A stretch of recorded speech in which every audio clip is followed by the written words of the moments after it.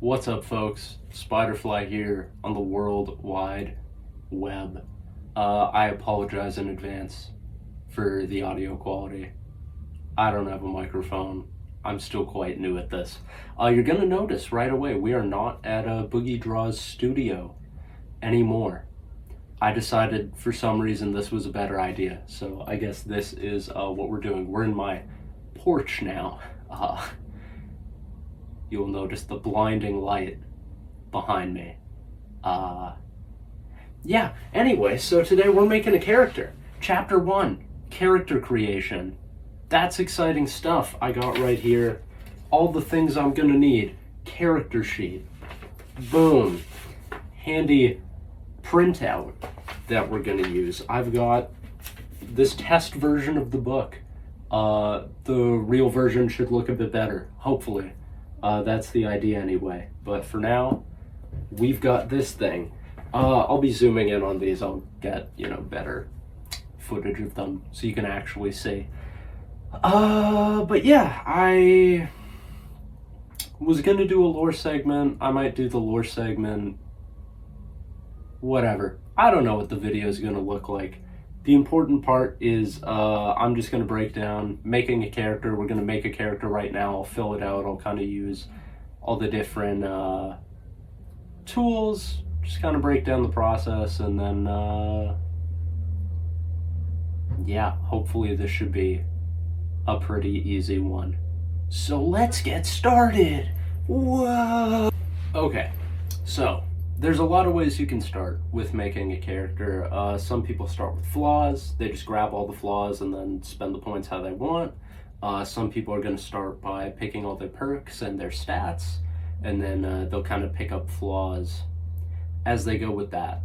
I like to start by rolling up on the random tables. And kind of, I find that's going to give a lot more of a sense of like broad strokes of who your character is, and then the kind of fine details of what stats, where do they live, stuff like that kind of falls into place. So I'm going to use this handy printout I did. There's going to be some content from the DLC here as well for character creation. Should be available on the website. But yeah, first things first, let's roll for our family. And this is hopefully where I'll put up a visual of the character sheet. Also done by Boogie Draws, by the way. Knocked it out of the park. You should get a, kind of better visual of it, hopefully, if I do my job. First things first, D6. I'm going to roll for my character's family. You'll see that right there on the chart. I got a 1. Comas. Bleh. So our family were essentially indentured servants or citizens of some kind of mega corporation or wealthy dynasty, oligarchs. So that's super fun. The downside is that's not a very cool background. The plus side is we start with ×2 to our starting money, so we'll get to that when we do inventory, but we're gonna get double our starting money. So you can already see with some of these backgrounds, let's say you want a character that starts with a ton of money, that's your starting build. You want to have like 10-20,000 knocks in your pocket off the bat. Comas is a family history, gonna really carry that.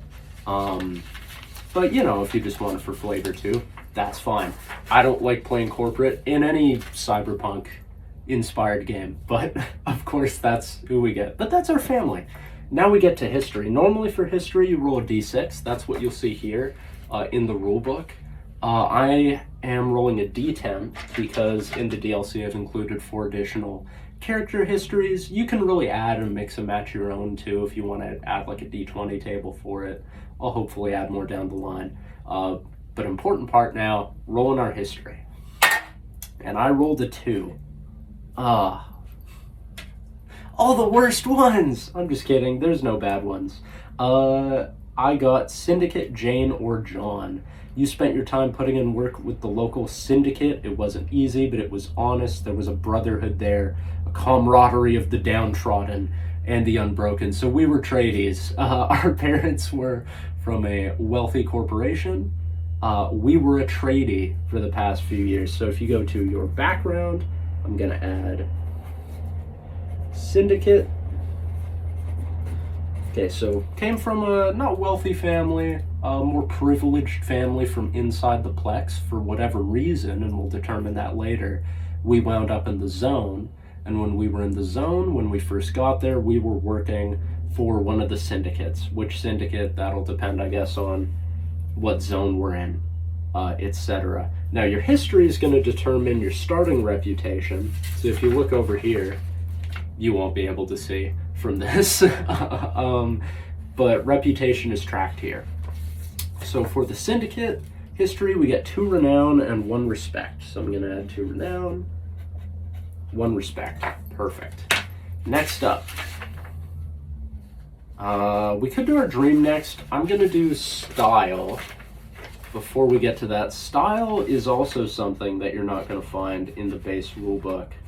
That is going to be in the add-on, Back Alleys and Black Markets. That's the edition that's going to have all of this extra bonus content. This is also rolled on a D10. 2 again, Comatose. This guy sucks. I hate this guy. You don't have to roll, by the way. I'm just rolling and getting all the ones I don't like, but that's all personal.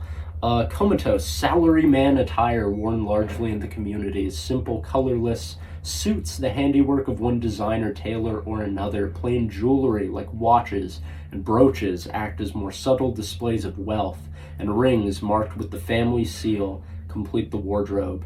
More zealous employees get tattoos of the company's sigil on their skin, although this rarely wins them any favors with the higher-ups. So we can put that under... here, I mixed this up. Under the background section on the character sheet, because that doesn't really do anything. You can scratch that out and just add style. So our style is Comatose. And then for our history, we've got syndicate. How this person that I'm making didn't get just the crap kicked out of them by their syndicate coworkers is beyond me. Their family work for a mega corporation. They dress like they work at a mega corporation, and then they go down to like the steel mill. This guy's not having a good time. But that's kind of the fun of this, right? This is going to be a character we wouldn't have just thought of on our own. And last but not least, we're going to roll for our history. I've also added 4 additional... Oh, we rolled our history already. Sorry. We're rolling for our dream. That's my bad. So the dream, your character's dream, I guess I should be explaining that. Your character's dream is essentially your meta kind of goal. I'll get into more detail about how the mechanics work for this, but as I've said time and time again, this game is a roguelite. Your characters are going to die a lot. When they die, you get a meta currency called bloodline points. That's all well and good. I'll, have a section that's more in detail about those kinds of things. What's cool about your dream is it's a goal, a very, very vague goal that your character has. It's kind of what they want to accomplish with their life overall. Now, most characters are not going to achieve their dream. That's kind of the theme of the game. But if you do, you get what's called a legacy point. So this is going to be what our character wants. Let's find out what they want. 5, Revolution. This guy makes no sense whatsoever to me. I have absolutely no idea what's going on, but that's kind of the fun of it. So our dream is Revolution. You would gladly give your life if it meant pulling the wool off of the eyes of all the scabs, burning away their lives at the altar of power. The world was set ablaze and they still didn't learn. You'll make them learn. Okay, so just in summary, we dress like we work for a mega corporation. Our family worked for a mega corporation, but we are union revolutionaries, and the cats bust in. We'll be back. Brief intermission. All right, cat has been ejected. I'm sure he'll be back. Also, I'm sorry for the audio. They are doing like heavy construction across the street, and this is not a proper mic setup. Still learning. Appreciate the patience. All right, so we've done what I like to start with, which is, you know, the broad strokes of the character. Normally, I would pick this kind of thing. It's kind of fun to roll. We get a weird, confusing character like this. We're gonna kind of figure out what makes them tick in more detail in a little bit. But for now, we should probably name them. Fun bit of lore, naming conventions in the frag. At this point in history, alliterative names, so, you know, a name like Albert Appleseed or something like that. Any name with like alliteration is seen as like high class, and so people in society will often name their children, give them alliterative names to just make their kid seem like more cool or, you know, professional or whatever. It's just in vogue to do that. Why? Because I always name characters alliterative names, and it was getting weird why there wasn't a lore explanation. The other thing is a lot of people, especially in the zone, but sometimes in the Plex as well, their family name is going to come from whatever region or town that their, you know, you could say ancestors were from, before the Ghost War, before the world ended. Wherever your family was from regionally or specifically is usually where you're going to get your family name from. So I'm going to go with Ned, Nebraska as our alias. That's a good coma, even a good syndicate name. Look at that, Ned, Nebraska, Nebraska Neddy. Really confused guy, this Nebraska Ned. But that's okay. Maybe he's trying to take him down from the inside. I don't know. And the cat's back. We're just going to have to live with that. Okay, so the next step is we are going to pick, I would say, our flaws. Here, let's get the cat up here. So you don't just hear him off camera. There we go. We're going to start with our stats. So since this is a standard Geto Ratz character, we are going to be starting at level 10. So we've got a maximum of 10 stats or perks or some combination of those things. Doesn't matter how many flaws we take, doesn't matter what the value of the perks are or how much sin you're spending on the individual stats. It is going to be 10 as the hard limit. So I'm going to say we should have 4 personality, because that's the only way our syndicate co-workers haven't beat the crap out of us yet. I'm gonna put 2 points in reflexes and 2 points in book smarts. So that takes us to 8 levels, because that's 8 stat points, 4 in personality, 2 in reflexes, 2 in book smarts. And the other 2 I'm gonna save for perks. So now we're gonna pick out some fun perks. And then I'll get into the sin costs in just a second. But let's take a look and find some perks in the handy dandy book of rules. Extra perks and flaws provided in back alleys and black markets are going to be available in that DLC, as well as probably just in the characters handout. That way it's easy to print off, and you don't have to have like your phone pulled up with some of the perks and then the book with the rest. You can just like print them out, have them off to the side. So we're revolutionary. We work at the local post-apocalypse super union. We're from the Plex. We want to change the world. So I'm gonna go with I know a guy. We're basically making a pin at this point. We could kind of take them into like a blade direction, but yeah, we'll do like a fixer trying to take down the machine from the inside. So for our first perk, we're gonna go with I know a guy. That gives our character ×2 Cho. And if you're seeing this video, you don't know what that is yet, because I haven't made that video yet. But Cho, without going into too much detail, is basically a currency to buy rumors, information, contacts, allies. It's kind of just like an abstracted way of purchasing and tracking kind of your connections in the underworld, or in, you know, different levels of society. So I know a guy gives us double Cho, and it costs 6 sin. You can tell because it'll have a V and then a 6, so a value of 6 sin. What's up, Kevin? He's coming and taking a look. We'll see if he approves of this character. So next thing we're gonna go with, I think what makes sense for this guy is going to be a legitimate businessman. We come from a decent place in society, so that is a V5 or a 5 sin perk. I'm going to write that down. I have terrible handwriting, by the way. It's a miracle I wrote a book. This would have never happened in, like, medieval times if I'd had to handwrite it, but here we are. So what legitimate businessman does is it makes it so we take half heat. Heat is kind of the measurement, another abstracted measurement of how seriously the police, the government, and the corporations are after your character. So if I steal a car, I'll take a little bit of heat.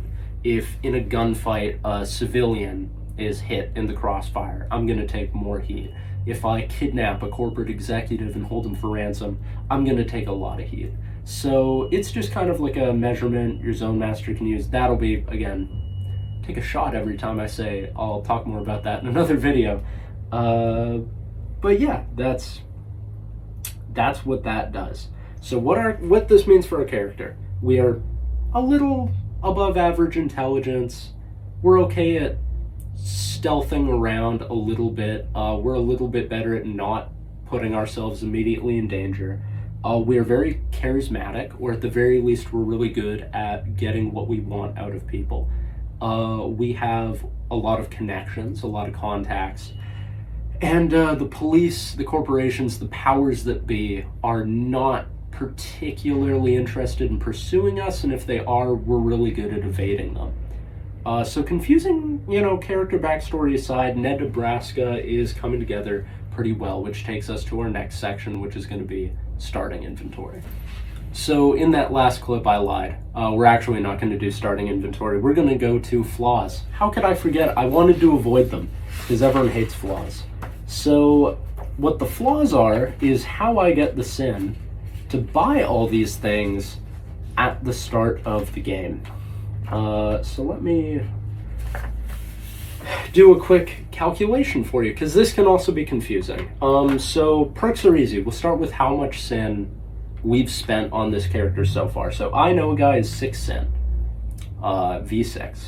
Legitimate businessman is 5. We got 2 stats of book smarts, so that's 1 sin each. We got 2 points in reflexes, which is also 2 sin each. That puts us at 15 sin spent so far. Sin is XP. I probably should have clarified that earlier. We call sin XP because this is an edgy game for cool people. Personality. So we have 4 points in personality, so this is a little more complicated. The first 2 points are 1 sin each, same as with all the other ones. But then the other 2 points after that, 0.3 and 0.4, they increase in cost. For every 2 points you buy, to make it easier, you could say it scales with your secondary skill, whatever. For every 2 points you buy, the cost goes up by 1 per point. So the first 2 points in any stat are going to be 1 sin each. The next 2 points in any stat are going to be 2 sin each. The next 2 points are going to be 3 sin each, all the way up to 10 being 5 points each. So we are going to add an additional 4, which means so far we have spent 21 sin on this character. Not too bad. Now, in order to make sure we can actually afford all these things, we have to take 21 sin worth of flaws to cover that cost, because nothing is free, Ned. So first things first,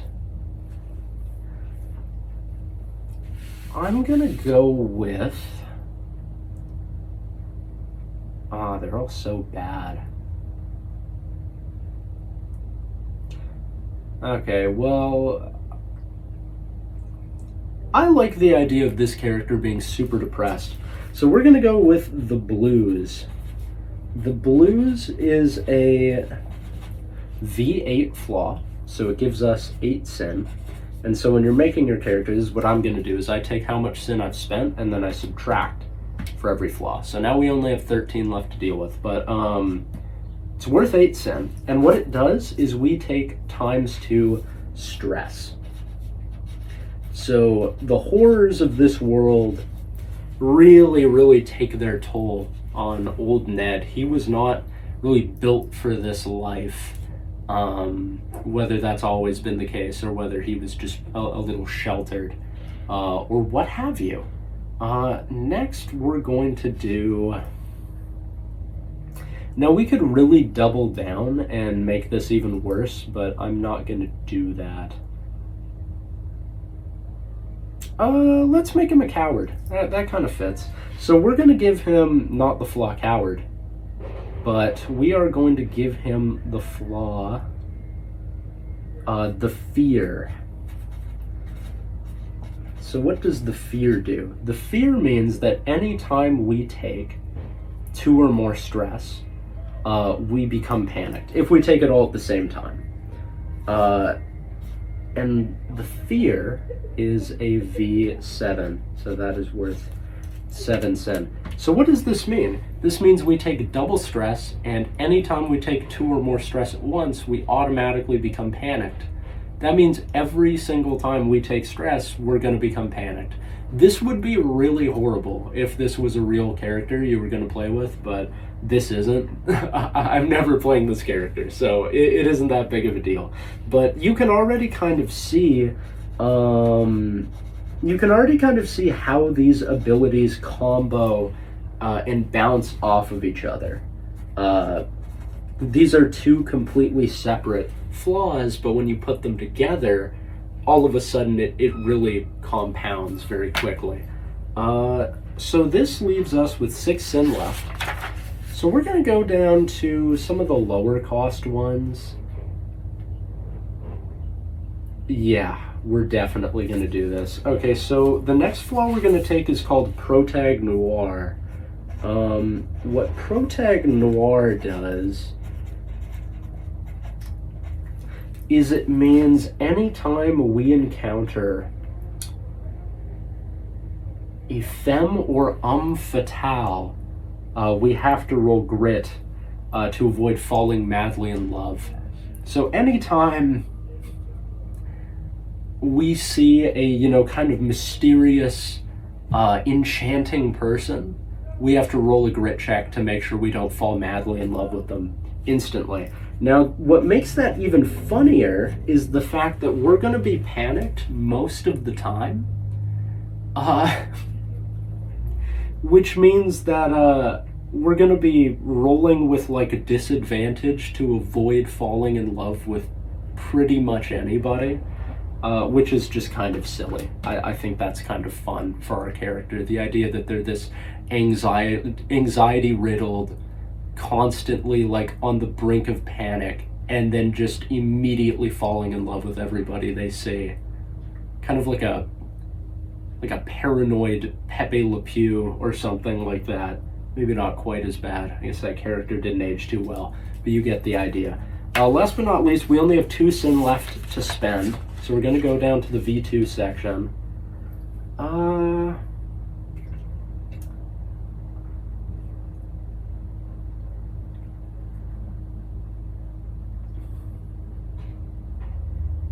And we're going to go with...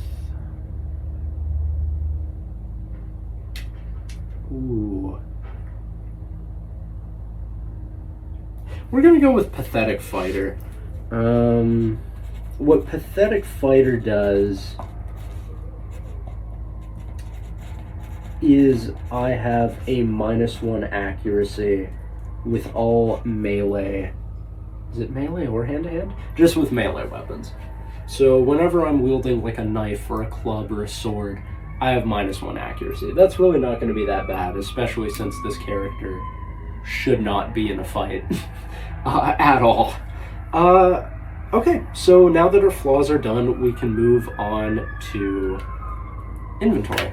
Had a lot of sirens there for a second, but don't worry, Kevin is looking out for the community. Okay, so we have our flaws. We have our perks, we have our stats, our style, our history, our dream, our family. All of this has been determined. So now we just have to figure out what equipment we're going to start with at the start of the game. So I have this handy cheat sheet here, and it has a standardized starting inventory. This one looks a little bit different than the one you're going to see in the core rulebook, just because I really don't like when my players have fun, and so I make sure they start with next to nothing and are constantly clawing their way out of poverty. But, you know, now it's on the other foot. So for this inventory, we start with D6 Cho, D6 times 100 Nox, or Amero dollars, or whatever you want to call them, and then one of the following items, and then we can pick from a list. So first things first, we're going to start D6 Cho. Finally, something went right. I rolled a 6, and if you will remember, because I have the perk I knew a guy, or I know a guy, I knew a guy is different, that's for ghosts. I know a guy, we start with double Cho. So instead of starting the game with 6 Cho, I start with 12. That is going to be a huge advantage. The Cho video is coming later, but basically all that means is we have a vast network of people. So let's say our party needed to find an arms dealer. We needed to buy some weapons. Maybe we needed a rifle to pull off a job. I could spend 6 of that Cho and say, oh, my guy actually knows an arms dealer who operates down by the river out of this old building. I haven't talked to him in a while. Maybe I owe money. Maybe one of the guys I worked with in the past ratted on him or something. But I could give him a call. Alternatively, maybe we're looking for work. I could say for 4 Cho, I could spend 4 Cho and say, oh, I actually have a guy, he's an intern at one of the big corporations in the city. He might have some, work to try and get himself a promotion or something like that. So all examples of how Cho can be super useful. Obviously, you have to clear that with the Zone Master. Oh no, the dog's coming.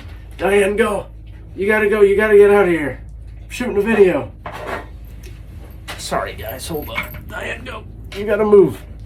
I can't move her because she's like the same size as me, so I'll be right back. The animals seem to be very curious as to what it is I am up to.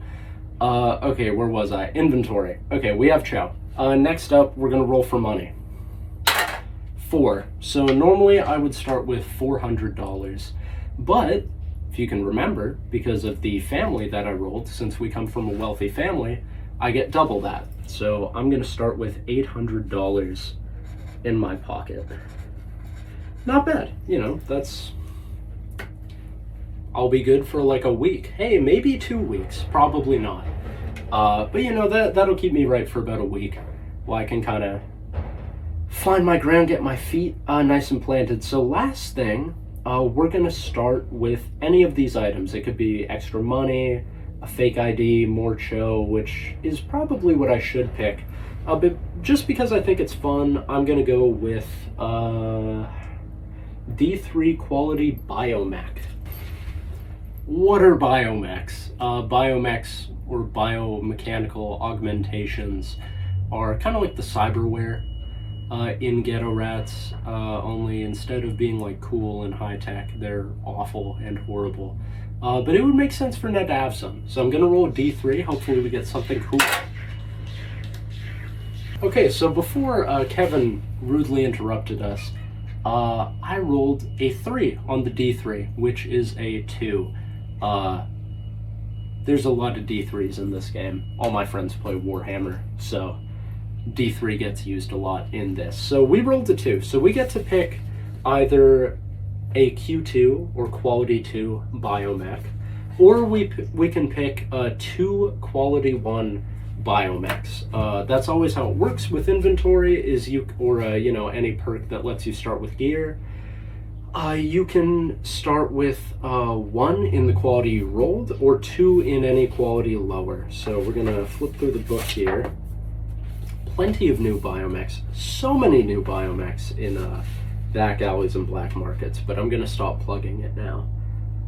So I'm going to pick a Q2 because they're fun. I want to have a semi-decent one if possible. That would actually be unironically really good to have. Can't see anything over all these editor notes. Could go with that.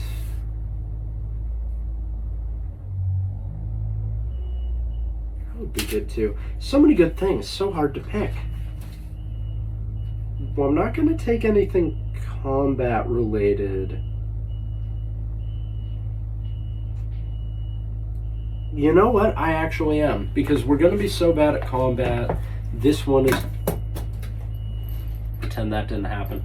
This one is going to be really useful for us. So for biomechs, I am going to take the Biocore, or Biocore if you're French, Biocore Emergency Gland, which is just as nice as it sounds. This is a Q2 biomech, so we can start with it. And what it does is it is essentially, here, I'll just read the description. A gland close to the heart. Whenever the body begins to bleed, it causes the blood leaving the body to harden, turning into a thick gel, which coats the wound, preventing further damage. Stains from this gel are impossible to remove.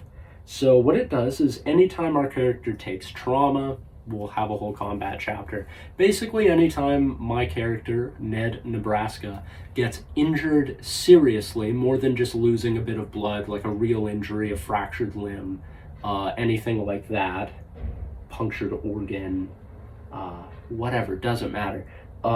He gets a bit of armor. So his body creates a natural, it secretes a natural hardening gel, which is going to act as partial kind of armor against future attacks. It is really bad for our body, which leads me to the last little bit is we're going to have to total up all of our, the cat's leaving, we're going to total up all of our vitals. Vitals are, in most RPGs you have a health pool. In some RPGs maybe you have 2.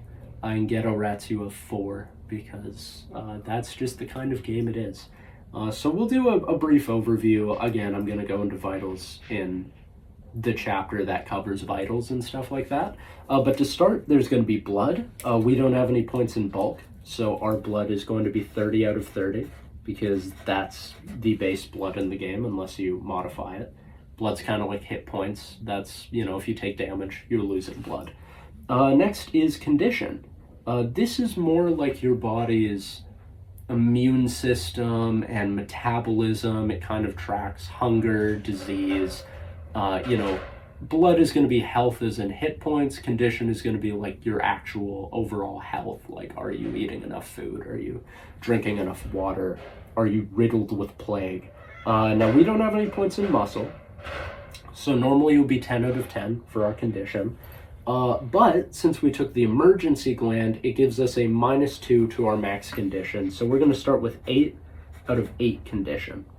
Next is trauma. Trauma is what's used to track serious injuries.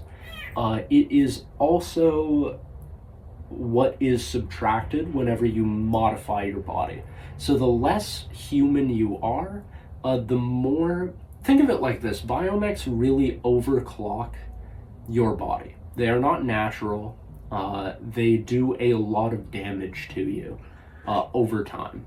This is not damage you're going to see immediately. It's stuff that's going to play out over years as your, you know, organs start to get overworked and start to break down, as your body becomes exhausted and riddled with infections, as parts start to fail and stuff like that.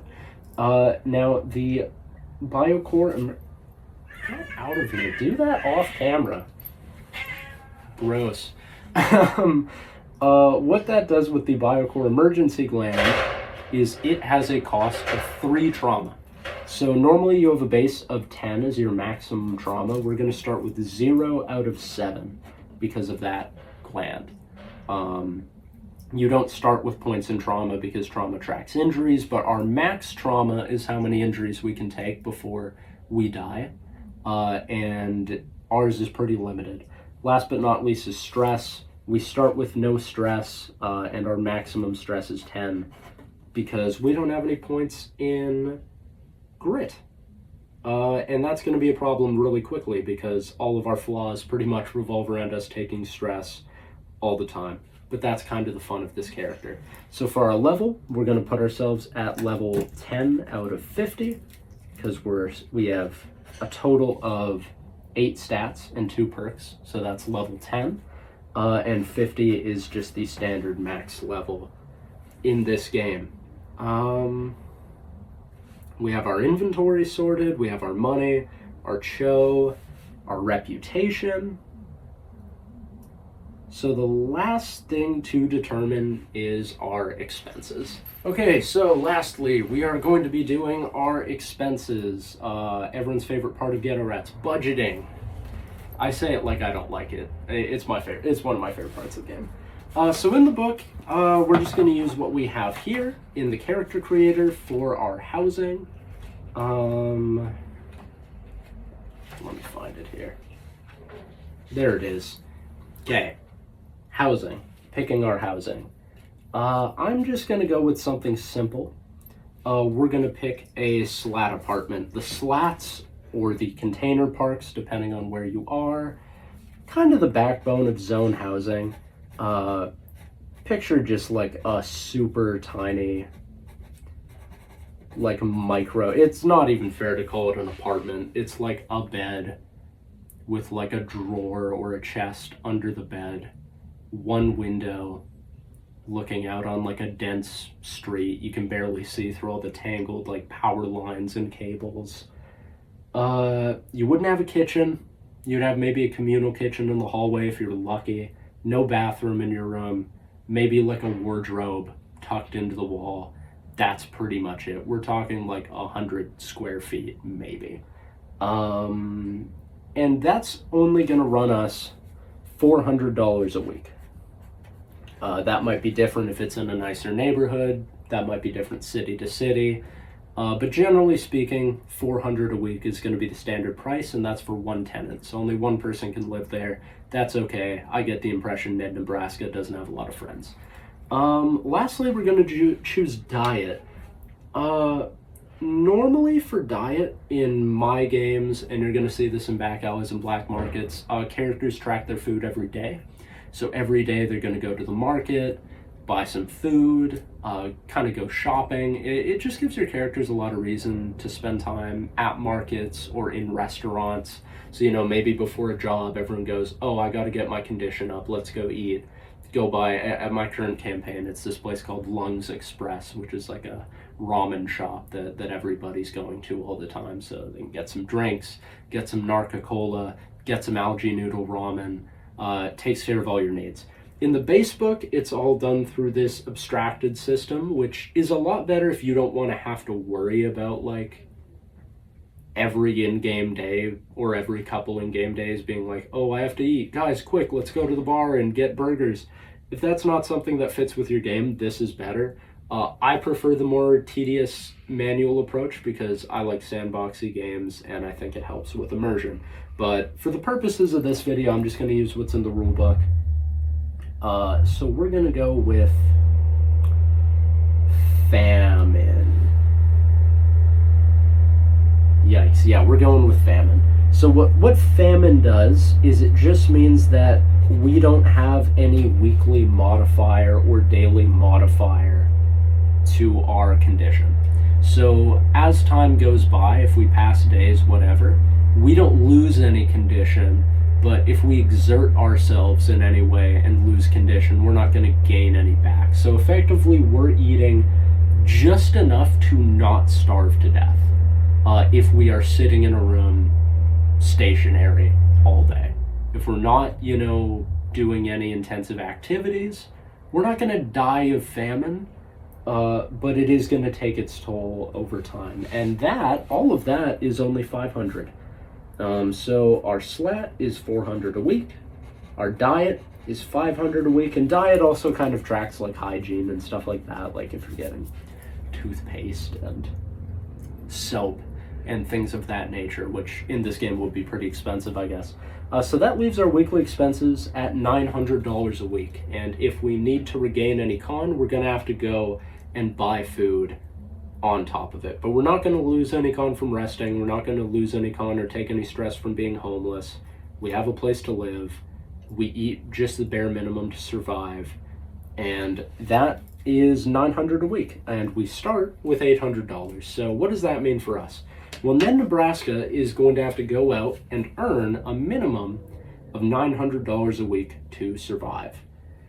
That is kind of the backbone of like the early game in Geto Ratz. It's all about your character surviving as long as possible against pretty difficult odds. We, as you can see, we started with double the amount of money we were supposed to, and we still don't have enough to cover 1 week's food and rent, which kind of shows you a bit more about the world this game is in. I'm gonna do more lore videos down the line. I'll probably use Ned in our combat tutorial or something like that. But for the purposes of this, how long did that take? Like 20-25 minutes of me like actually explaining everything. This is a fully functioning character.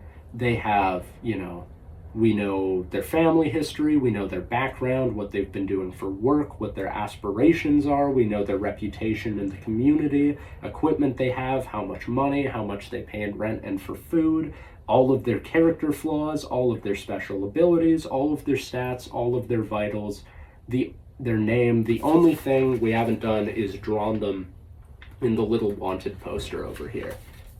Maybe I'll do that later. But yeah, I mean, I guess I could do our mutagens. We have 0 out of 1 because that's the base. That's it. That's our character. I can add the GIN number. The GIN number is more just a bit of flavor, a government identification number. Our ghost class, spoilers, we're E-class. Everybody's E-class in this game at the start of the game. And, you know, I could do a character description, but honestly with the descriptions of like our style and background and stuff, we kind of get the impression of this guy already. Description would really just be like combining all of that into one sentence. I can do that later. But yeah, this is kind of just a basic tutorial on how to make a character. Oh man, I guess if there's any questions, you know, leave a comment. Maybe I could do a second character creation video or something like that if this one wasn't helpful. But, you know, if you're a zone master, if you're hoping to run the game, you can send this to your players. Hopefully it'll make it a little easier for them making their own characters if they don't want to read the book, or if you only have one copy or something like that. But yeah, I mean, there will be more detailed videos on kind of what all of this stuff means, but if you read the rules, you understand all that stuff already, you just wanted a quick breakdown of how to make a character, this is it. It's pretty fast. I could have done this way quicker if I wasn't thinking and talking about it so much. It's involved enough that it gives you a lot of detail, but it's also, you know, not so crazy that couldn't do it pretty quickly. Because that's kind of the nature, right? Like Ned Nebraska, odds are, he's not going to last very long. This guy's going to die very, very quickly in the game. I didn't spend a lot of time making him optimal or anything like that. He was just kind of a silly little experiment. If I put this guy in the zone, he would not last for very long, but he would be fun to play. And that's kind of the idea with these characters, is you want to build up all of their ridiculous traits, have as much fun playing as those characters for as long as you can, and then when you die you get to try a new one. And I could spend a whole campaign getting invested in Ned's story, but at the end of the day the game is balanced around the fact that if Ned dies, that's not going to be the end of the world. So yeah, hope this helps. I'll have some Hopefully I've included some better shots so you can actually see what I'm pointing at on this sheet. I'll probably add the completed character sheet at the end. One other thing I wanted to add. I'm very happy with how these character sheets turned out. They're very, very straightforward. It all fits on one page, which, like, I'm not gonna name any names, but some games I've tried to play, it's like 3 pages that are twice as dense as this just to make a character. Ridiculous. You have to assign like 55 skill points. Insane. I don't know. It all fits on one page. But there's not always enough room. If you have really, really huge chicken scratch handwriting like mine, fitting all the perks, fitting all the flaws, fitting your inventory, it's not all going to fit. You can do it on the back of the page, which is the other benefit. What I do is I'll usually take like blank pieces of paper and then just staple them to the main sheet. So all the important information's here, but then I could have a page for my inventory and then a page if you're a really good player and you keep notes and that kind of thing. And the good thing about that is you can just add more pages the longer your character lasts. You're like, oh, I've run out of room. Let me just staple another blank page on. There is also going to be like a digital only version if you want. You would rather track it like on your phone. The one unfortunate thing is these sheets, they can print in color, they can print in black and white. We don't have a way yet for you to fill this in digitally. It was a bit of an oversight. This was all basically like not hand drawn, but it was done as a piece of art that you can print and then write on. It wasn't composed as a file that you can manually fill out. So maybe we'll get around to that in the future, hopefully. But for the time being, there's going to be like a text-only version, which is easier to fill out on like a Notes app or on a Word document or something. And then this is kind of like more the print, pen and paper version. Prints in black and white just fine. Prints in color if you want to run through all your ink cartridges and give a bunch of money to whoever manufactures those. Anyway, hope this helps. More videos coming soon, hopefully. Sorry again about the audio quality. I know for a fact it's going to be not great. But, you know, it is what it is. Gotta start somewhere. Yeah, hope you enjoyed the video. Like and subscribe. Take care. Have a good one.